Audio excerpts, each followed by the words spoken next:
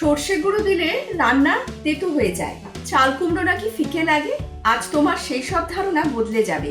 সর্ষের গুঁড়ো ব্যবহার করলে তেতো হবে না, সেই ছোট্ট টেকনিকটাই রয়েছে এই ভিডিওতে।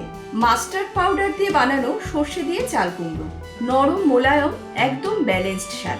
ভাতের সাথে খেতে খেতে কখন থালা খালি হয়ে যাবে বুঝতেই পারবে না। নমস্কার, আমি সংঘমিত্রা, মিত্রাস কিচেনে সবাইকে স্বাগত।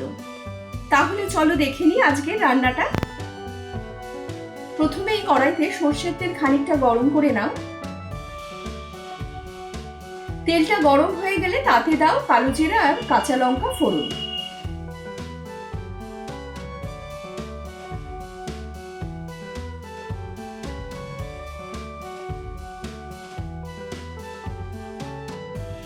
ফোড়ন থেকে সুন্দর গন্ধ বের হতে শুরু করলেই দিয়ে দাও চাল কুমড়ো, আর তার সঙ্গে দাও লবণ ও হলুদ। ভালো করে মিশিয়ে নাও।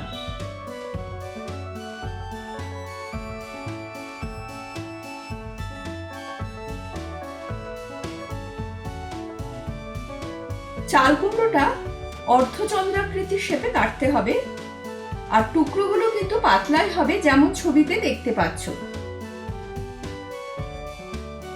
এবার ঢাকা দিয়ে রান্নাটা করো যতক্ষণ না চাল কুমড়োটা সেদ্ধ হচ্ছে। গ্যাসের আঁচ কমই রেখো।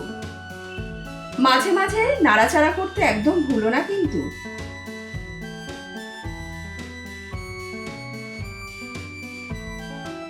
যখন দেখবে চাল কুমড়োটা সেদ্ধ হয়ে গেছে তখন আর ঢাকা দিও না, কারণ বেশি সেদ্ধ হয়ে গেলে কিন্তু একটা টক ভাব চলে আসবে।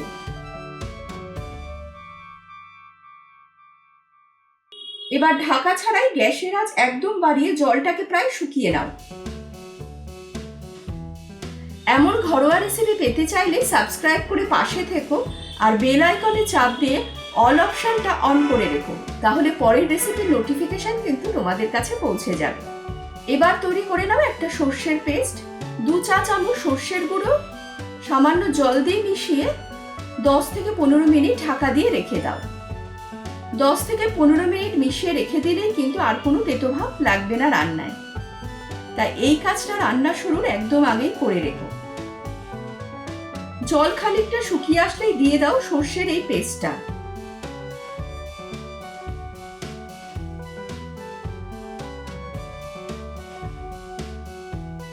আর দাও স্বাদ মতো মিষ্টি, আর যদি প্রয়োজন হয় লবণ। মিশিয়ে নিয়ে আরো কিছুক্ষণ ফুটতে দাও। এই রান্নাটা একদম মাখা মাখা বা ঝোল ঝোল কোনোটাই হবে না, তবে কিন্তু খেয়ে মজা পাবে। একদম শেষে দাও বেশ কয়েকটা চেরা কাঁচা লঙ্কা আর কাঁচা সর্ষের তেল।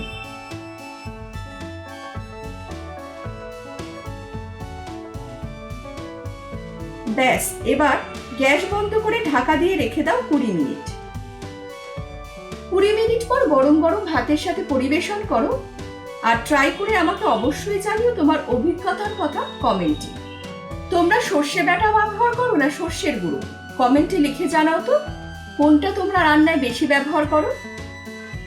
আজকের মতো এখানেই শেষ। পুরো ভিডিওটা দেখার জন্য অসংখ্য ধন্যবাদ। আবার দেখা হবে পরের রেসিপিতে। তাহলে চলি আজকে। নমস্কার।